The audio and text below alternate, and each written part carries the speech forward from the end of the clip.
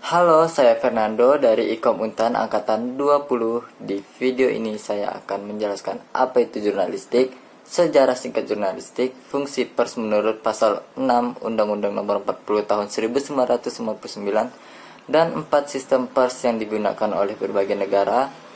Kita mulai saja langsung dari yang pertama, yaitu apa itu jurnalistik. Jurnalistik yaitu sebuah proses atau ilmu dalam pengumpulan, penulisan, penyentingan, dan publikasi berita. Jurnalistik disebut juga dengan kewartawanan. Jurnalistik berasal dari kata jurnal yang artinya catatan harian atau catatan tentang peristiwa sehari-hari, atau dimaknai juga dengan surat kabar. Sedangkan media berasal dari kata jamak, yaitu medium yang mempunyai arti alat, sarana, atau saluran kepada publik. Maka dari itu, kedua hal ini sangat berhubungan, karena jurnalistik yang mencari berita lalu disalurkan oleh media massa. Sejarah singkat perkembangan jurnalistik. Jurnalistik bermula sekitar 100 sampai 44 sebelum Masehi, pada masa pemerintahan Caius Julius Caesar di Romawi. Julius Caesar disebut sebagai bapak pers. Pada masa itu, terdapat forum Romanum atau papan tulis putih yang menyampaikan aspirasi rakyat dan informasi yang beredar pada saat itu di pusat kota.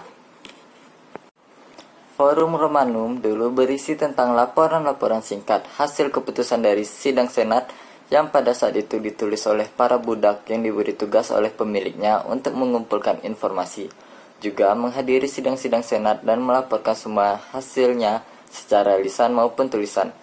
Tujuannya supaya tuannya selalu mengikuti kejadian-kejadian di kota Roma.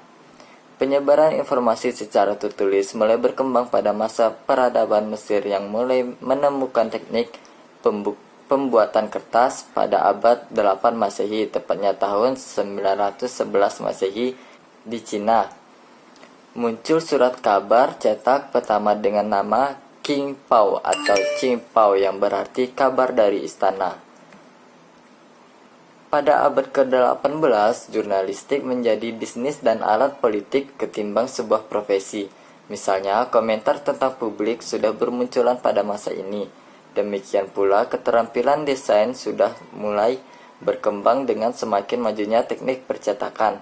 Perkembangan jurnalisme juga mulai diwarnai perjuangan kebebasan pers antara wartawan dan penguasa. Pers Amerika Serikat dan Eropa berhasil menyingkirkan batu-batu sandungan sensorship pada akhir abad ke-18 dan memasuki era jurnalisme modern seperti yang kita kenal sekarang.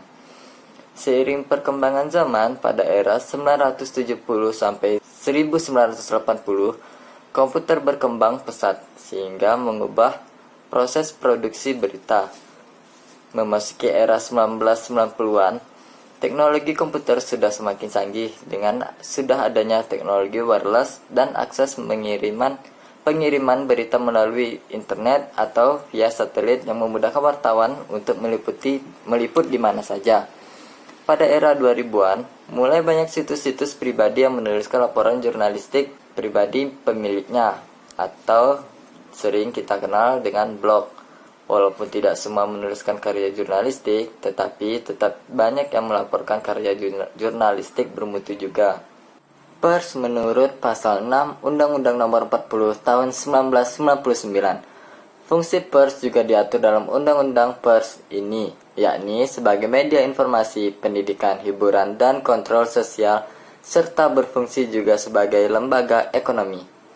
Suatu masyarakat yang take off menuju taraf kehidupan modern tidak akan terlepas pula dari kemajuan di bidang jurnalistik. Di bidang fase transaksi seperti ini, wartawan merupakan agents of modern.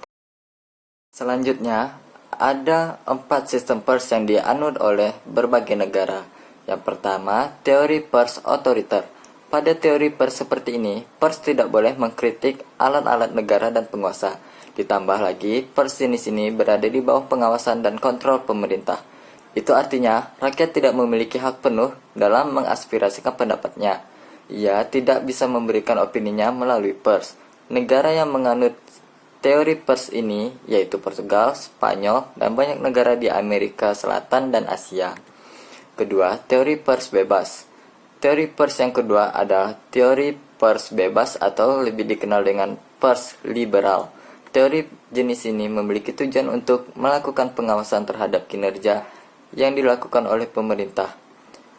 Liberal dikenal dengan kebebasannya, namun sebebas-bebasnya pers dalam negara yang menganut demokrasi liberal, pers ini tidak leluasa untuk menfitnah, menyiarkan tulisan cabul, maupun untuk menghasut. Ketiga, teori pers komunis. Teori pers yang ketiga adalah teori pers komunis atau Marxis. Teori pers yang satu ini mulai berkembang sejak awal abad ke-20 sebagai akibat dari sistem komunis Uni Soviet. Media massa pada pers teori ini berperan sebagai alat pemerintah atau partai dan bagian integral dari negara, dan media massa mau tidak mau harus tunduk kepada pemerintah. Teori ini disebut juga dengan pers totalitar Soviet atau teori pers komunis Soviet. Negara yang menganuti teori pers komunis ini ialah Rusia dan RRC atau Republik Rakyat Cina. Keempat, teori pers tanggung jawab sosial. Teori pers yang keempat adalah teori pers tanggung jawab sosial. Pada teori ini, pers adalah forum yang dijadikan sebagai tempat untuk memusyawarahkan berbagai masalah dalam rangka tanggung jawab terhadap masyarakat atau orang banyak. Negara yang menganut ini adalah negara kita sendiri, yaitu Indonesia. Sekian video ini. Jika banyak lidah saya terpleset, ya udahlah.